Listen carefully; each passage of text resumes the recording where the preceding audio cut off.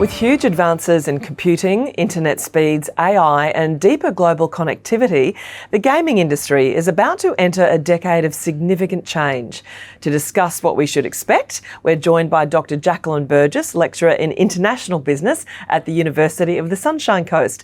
Jacqueline, where is this heading? What can gamers look forward to in the years ahead?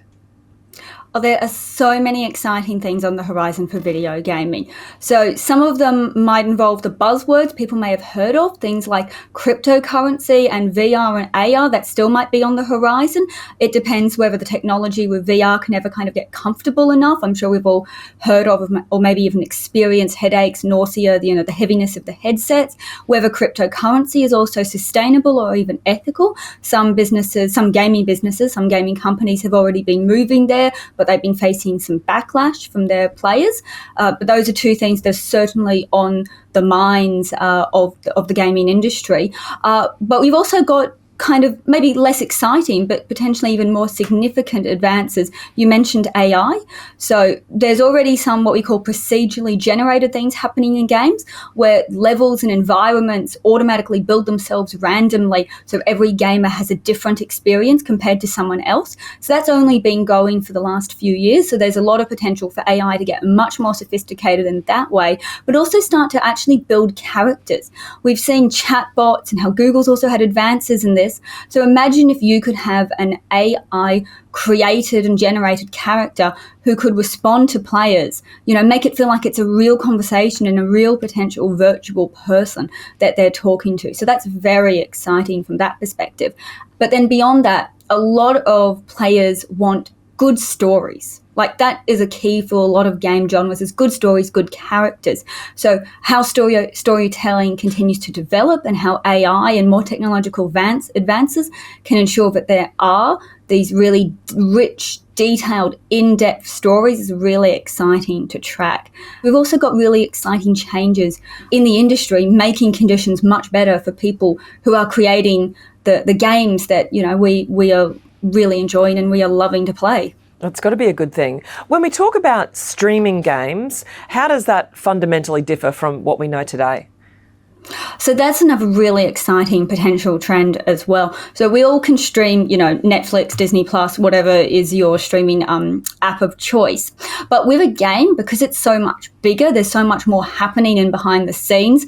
Environments have to load, things have to load, everything has to pop into place. It's much more demanding. So it's harder to get it working. There's been some advances and some moves in that area. But rather than actually purchasing things or downloading things and installing them and just being able to play them, streaming would mean that requirement is lifted. So that's something else that's definitely on the horizon for gaming companies.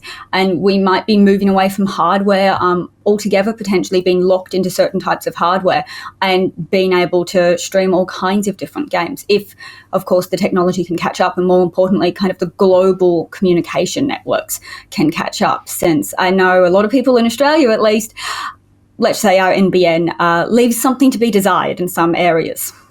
Jacqueline, is it significant that we have a generation entering the workforce who have grown up with gaming their entire lives?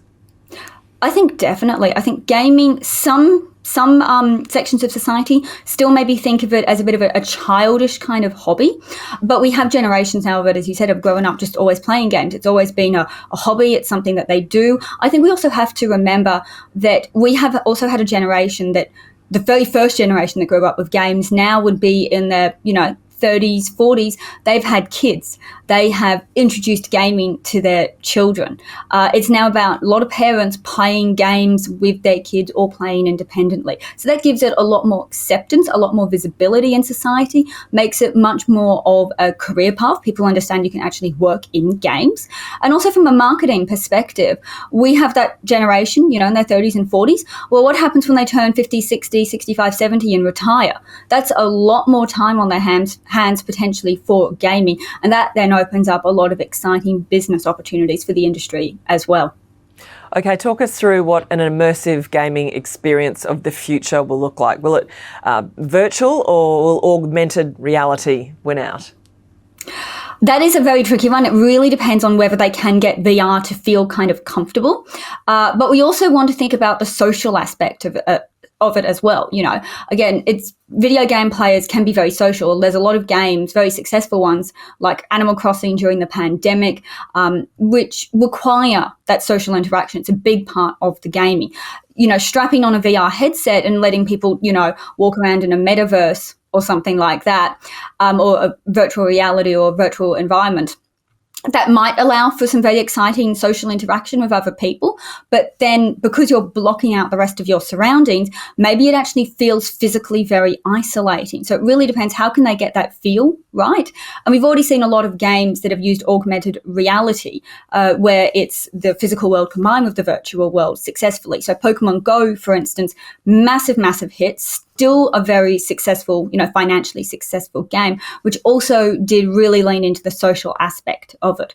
So it's really, can you get VR to feel comfortable? That is a really big question. What about graphics? How different will the graphics be as technology continues to advance? Can we expect movie-like quality? I think we're very close to movie-like quality already. I think there's diminishing returns in terms of graphics. And for the last 20 years, we've had absolutely mind-blowing advances in graphics. So I think there's still going to be advancements. I think that's still going to be something that the gaming industry can do and will do. But I do think now it's not going to be quite so jaw-dropping.